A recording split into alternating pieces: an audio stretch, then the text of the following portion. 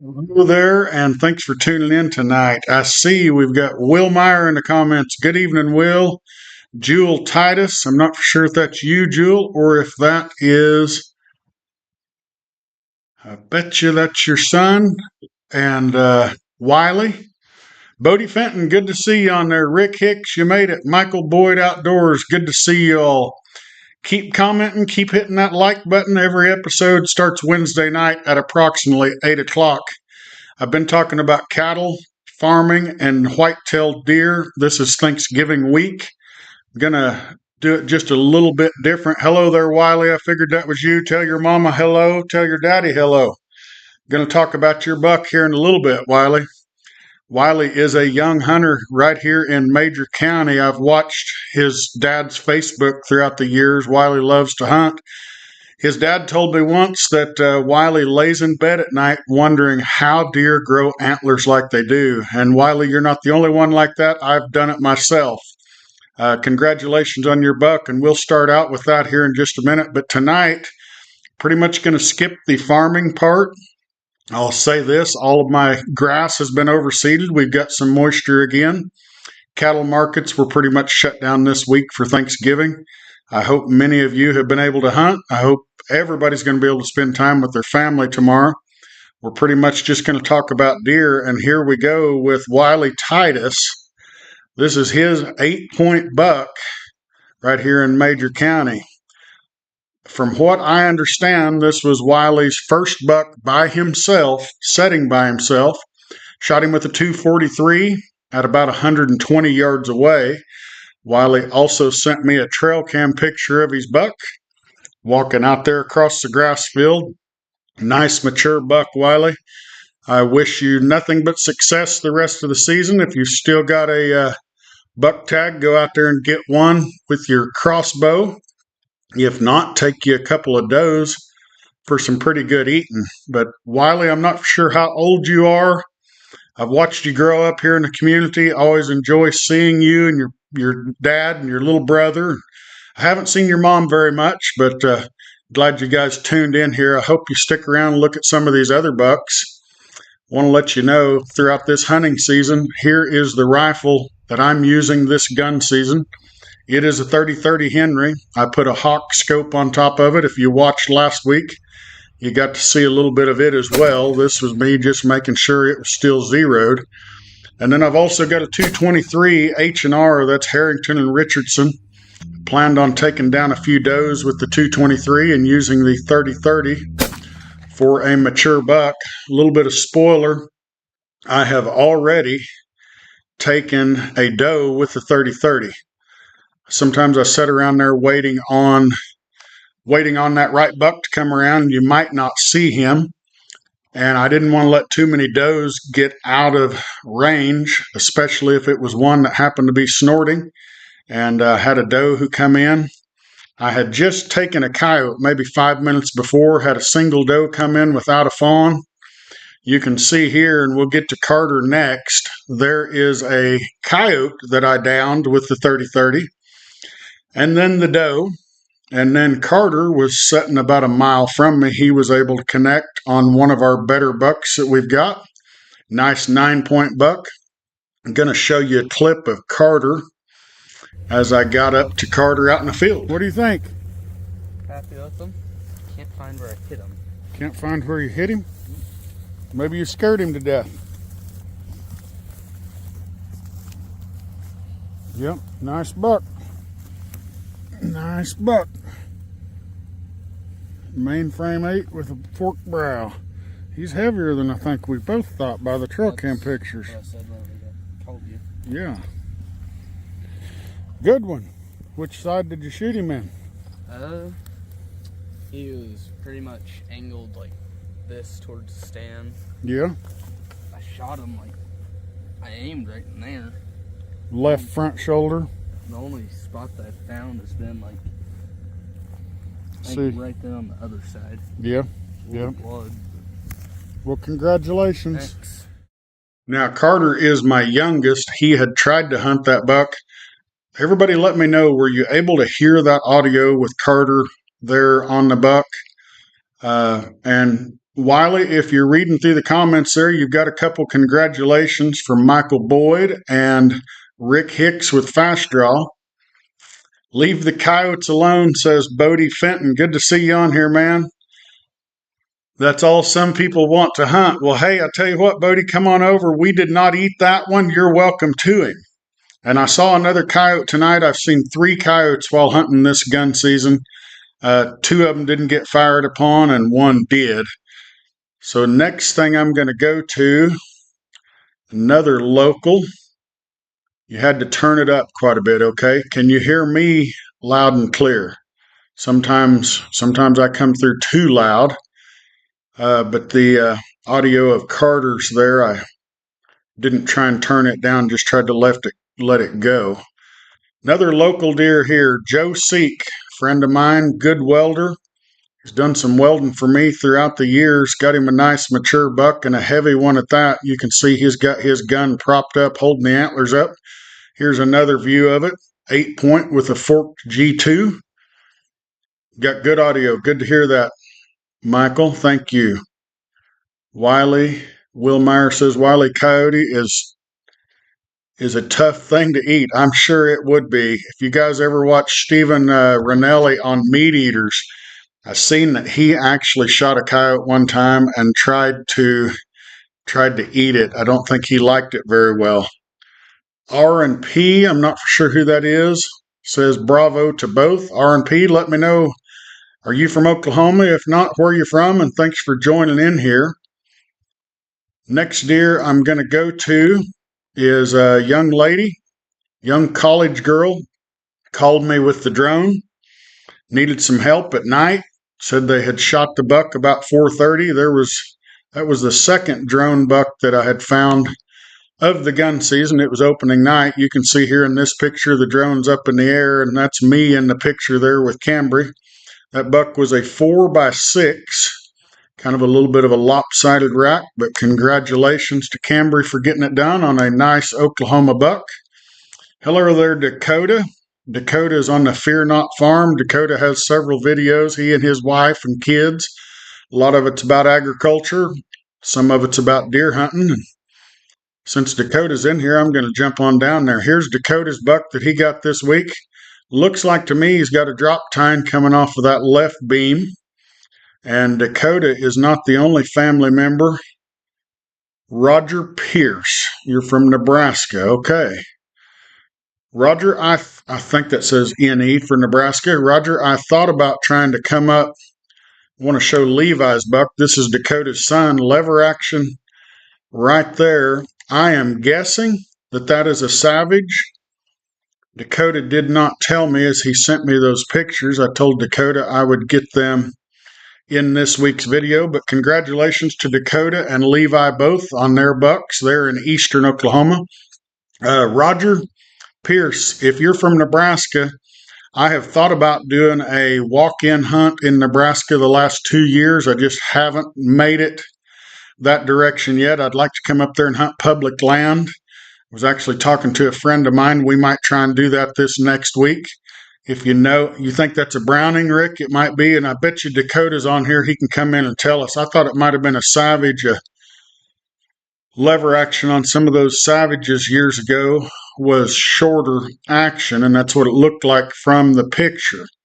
But Rick does know a lot about guns. If anybody loves the gun videos, check Rick out. Browning, BLR, right there, 243 caliber. Dakota's fast on it for the answer. Mark that one down for Justin being wrong. Showed you Wiley's buck, Carter's video, Joe Seek. Okay, going to get to my brother Sam. He scored big on a heavy 8-pointer today. He was in rifle season, but he chose to take his compound bow. You don't really realize how heavy that buck is till you're up close to it. Heavy set of antlers. Had a kicker there on the left side. Deer's going to gross in the 140s as a mainframe 8-pointer. Carried a lot of mass. My brother and I had talked about the trail cam pictures that he had been getting of the buck, and I actually had a cousin getting pictures of him too. Reese, if you're on here watching, Reese was getting pictures. We didn't think he was all that old of a buck, but as my brother saw him come in, and he got good video of him coming in, as he shot him with his, I'm not sure what kind of compound my brother's using, but that buck just goes to show you, you can't always trust those trail cams. That buck didn't look like he had all that great a mass to me. He was loaded with mass off of the head, comes all the way out past those G3s, and was still carrying a lot of mass. Really cool deer. Sam thinks he'll make Pope and Young by about 8 or 9 inches. Fast Draw Rick Hick says, congratulations to Dakota and Levi. If that thing was running around, it'd be hard to take a bow in the woods. I hear that. We've got some other bucks. You just saw the one that Carter took, pretty much the same type of frame. And Carter's had more mass than we thought also, but that one of my brothers even had more. So, first call I got of the week, this was Zeke with his first buck. You can see that is one outstanding frame there laying on the ground. Zeke had let me think here, I believe it would be his uncle, possibly his great uncle, called me about the drone. I put that full video on here. It's just a couple minutes long. That drone, I've got it in here on a charger. That drone is a thermal. It's an Autel. I can put it up in the air if somebody's got one down. Works great at night. Works great if it's cloudy. The sunlight affects the thermal. But I can also flip it onto just regular screen. But I was able to help Zeke. He was the first one here during gun season who had put a bullet in one. He actually shot it with a 6.5. I don't know for sure. I found the deer within probably, I'm just going to guess 150 yards of where they shot it from. It had run off in some trees, but check that video out, just a couple minutes long. And that right there, you guys, if you followed me very long, you might have seen I took down a big 6 and an extremely wide 24-inch wide 6-pointer, 24 and 3/4 inch wide 6-pointer in muzzleloader season. And I was very happy to get that buck. But helping that young man right there, Zeke, find his buck, that might have been the highlight so far of my hunting season this year. The smile on his face, Zeke was there, his grandfather, I think his great-grandfather, and possibly his great-uncle. It might have just been his uncle. But it was a good time had by all. They invited me out to help them drag the buck out too. I'm going to show you that picture of Zeke one more time. Roger, if you can tell me anything about Nebraska, I'd love to come up there sometime. Showed you Sam's buck, Joe's buck, Dakota. All right, I do want to mention, and it looks like I forgot to load a couple of them on here. Best memories, that's right, Michael. We are in week number 1 of gun season. Looks like I forgot to load a couple videos, but what I wanted to show you, most everybody puts out trail cameras sometime throughout the season.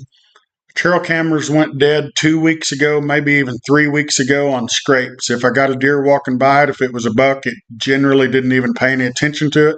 They were just searching for does, scent checking. I know some people put a batch of feed out, get pictures like that. I've got mine set up where I've got water, got scrapes, got edges of food plots, and sometimes I do scatter out just a little bit of feed on the ground as well. I don't put out enough feed to even make them come in there daily, but I'm putting them on good working trails. What I'm trying to get at on those scrapes, if you were hunting a scrape a month ago and seeing some action and those bucks disappeared, the last 24 hours, my camera started picking up bucks coming back in to those scrapes. I had 3 different bucks come in and make scrapes. Now, these are community scrapes. But those community scrapes are getting hit again. We got cooler temperatures here today. Got cooler temperatures coming over the weekend. We've got, I'm just going to say roughly 10 or 11 days left of this gun season. Some of the hardcore bow hunters are already ready for it to be over. I myself wished it was just a 9-day season rather than a 16. But what I'm trying to tell you, get to watching those scrape lines. If you had given up on them because your cameras wasn't getting anything or you weren't seeing them, those bucks, the majority of the does in this area are bred. I'm not sure how it is in eastern Oklahoma, but November the 2nd, one of my friends had video of a buck breeding a doe. I saw him locked down with does for 10 days, uh, right there in that first 10 to 12 days of November. And, if you have DeerCast, which I think DeerCast is great, it shows us the temperatures, it shows us the wind speed, shows us all kinds of info for the deer, moon phases. But I was noticing they were still in the pre-rut whenever we had bucks breeding and does being bred right here in a 60, 70-mile area around here. So they didn't go into the lockdown stage of the breeding until just about the week before gun season. So you might not trust that completely, and I'm not saying that you don't have a doe. I'm trying to read some of these comments also and I'm not saying that you're not going to have a doe come in heat. If you saw the intro to this, I'm going to go back to it, but I am going to mute the music on it. Oops, that's the wrong intro. Well, I'll go ahead and mention about this one. Nope, I'm going to go to the correct intro. I am going to mute that music. See this doe here? That's what I started to say. And there is a small buck right there. This played in the first 2 minutes of the video, but I'm just going to talk over it a little bit. So this doe comes in, she squats and pees, and I'm sitting there tonight, and you can see she runs all around just crazy like. I only had one buck. He's right there in the center of the screen, and he was just a young spike.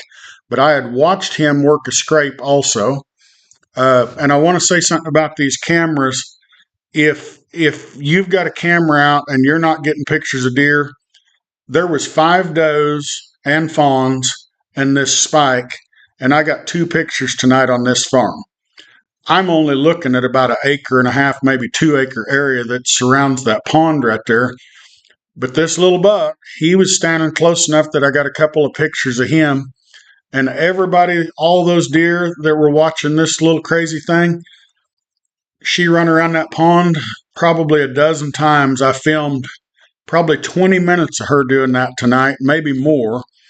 But that little old doe might be old enough that she's coming in heat quick, and she might not. I don't know, but I personally had never seen one run around that crazy before. I'm going to try and get to some of these questions.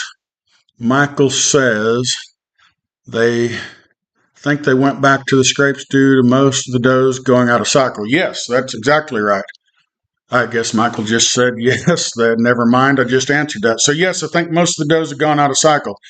Those bucks that have bred 2 or 3 does already, as soon as they breed one, 2 or 3 days later, she's out of heat and they're going on looking.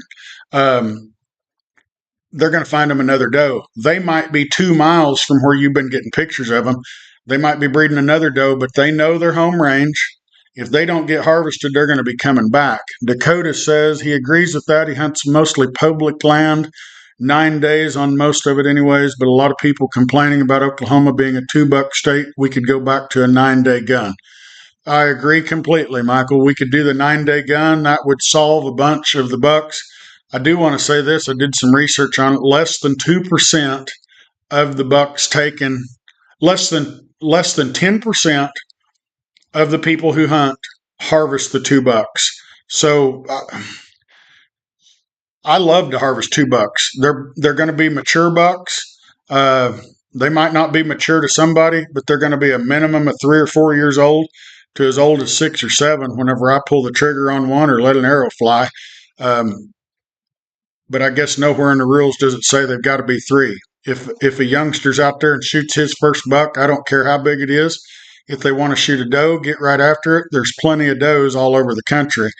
And I hope that nothing's done with the 1 or 2 buck situation myself. I don't know how everybody else feels, but it's not going to hurt my feelings if it stays right there at 2. If it ever gets reduced down to 1, I will probably do a little bit of guiding because I have multiple places that we do hunt. And speaking of multiple places, This was the intro to last week, and I think, yeah, I've got that intro music muted. So some big news that I had to share last week. I didn't get to it, but my wife and I was able to purchase this new farm. I didn't know that it had this type of deer stand on it, but boy, was I ever pleased to see that. Um, I'm going to show you most of the timber on it throughout this. Once again, this is on last week's live stream, the intro. You can see the cropland there. The cropland is on that property as well. The grassland is too, but there's about 60 to 70 acres of nice timber and some ponds. Very excited about it. I have hunted it a couple of times so far. Carter went and bow hunted it one time. We've seen some deer. I just got a camera put out on it and getting a little bit of action. Of course, it's a new place, so it's all brand new to us, but really enjoyed the opportunity to be able to purchase it, and then really look forward to it for generations to come of my kids and grandkids and all of that, being able to hunt on it and have a chance at making some money agriculture wise as well. Will Myers, I hope they go to a doe only week. Well, will they do the doe only? And it is in, I believe it's a 9-day season, and it is that week of Christmas. Now, I hate it that that's when that season is. I've still taken some does in it, but that week they're all bred. So if they was to do that, let's say the 1st of November, that would wise up some of those bucks and very likely make a buck live an extra year. So, but instead, the state does it the exact opposite. They do it after the rut's already over. They do it whenever the bucks have got their does bred. They've used all that energy running, chasing. Those does have eaten for an extra, let's say if they did it November the 1st or even the last week of October, something like that. But instead, they're waiting until the week of Christmas. So they've spent 45 more days out there eating the vegetation that those bucks that we'd like to see grow. Thank you, Dakota. Thank you. We're glad to get it. It's about 5 miles from us, and I think probably if you've watched many of my videos, you've seen that I lost a farm this last year that I had rented for about 25 years. Fortunately, cattle-wise, we had a good summer on the grass, had pretty adequate rain compared to what we were normally used to the last few years of it being so dry. So I had not had to sell all those cows yet. I was able to put up some extra hay. I was able to have a good growth. And here we are. We've got good green rye pasture. This whole area, we've really been blessed with moisture. And there's going to be lots of pounds put on cattle for this winter. And that place will fit right in. I'll be able to take those cows off the rented place that I lost and be able to move to this new farm. So exciting for us. I have mentioned the drone. I've mentioned Thanksgiving. I do have a customer who has called me right before I started the video, and I am going to go help him and his boy find a buck that they knocked down this evening and got in the trees on them. They found a little bit of blood. Folks, you don't have to use a drone. You can pull out of there. You can wait on somebody, call a dog. You can give it a couple hours, let that deer completely expire. One thing I did tell a guy last night, because he called, this is the most exciting news we've got. I'll get to it. But a guy called last night. He said his boy had shot one, thought he hit him pretty good, but they weren't finding a whole lot of blood. I told him I was in Wichita and I wasn't able to go help. I'm sorry. He could call somebody else. He could possibly even call for a dog. He said that he thought he'd just wait till in the morning. Well, my recommendation was maybe if you just waited a couple more hours, went back, you might come across the blood trail.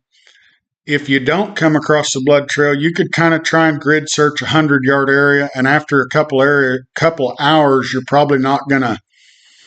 If that deer's already out of the area, then so be it. You're going to need to look in the morning. But if the deer's in that area, you might stumble across him before the coyotes picked him up. But that human scent that you're going to leave out there might prevent those coyotes from entering that area where that deer trail is, and you might just save him. But he did contact me this morning. Unfortunately, the coyotes had found him and pretty much cleaned that deer up.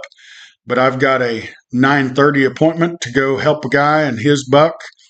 The reason I was in Wichita, this is the best news I can spread. I'm not going to put any pictures on here or anything, but my middle son, he and his wife were blessed with a beautiful young newborn baby girl yesterday, and she is precious as can be. Lots of prayers answered. Great delivery. Mom and baby are healthy, and dad's just as happy as can be, and so is my wife and I as grandparents, and our whole families, both families are excited on all sides, and it was a really good experience. That is the third grandchild, and I cannot wait to spend time with all three one day soon. Dakota says, you wished you were a bit closer. Shayla liver shot her first bow deer on Sequoia. Did you end up finding that deer, Dakota? Yeah, I'll give you a little bit of time to answer that. Congratulations. Thank you, Will. Thank you, Rick. So that is Garrett and Maggie's first, and love them both dearly, and can't wait to spoil that baby girl as she grows up.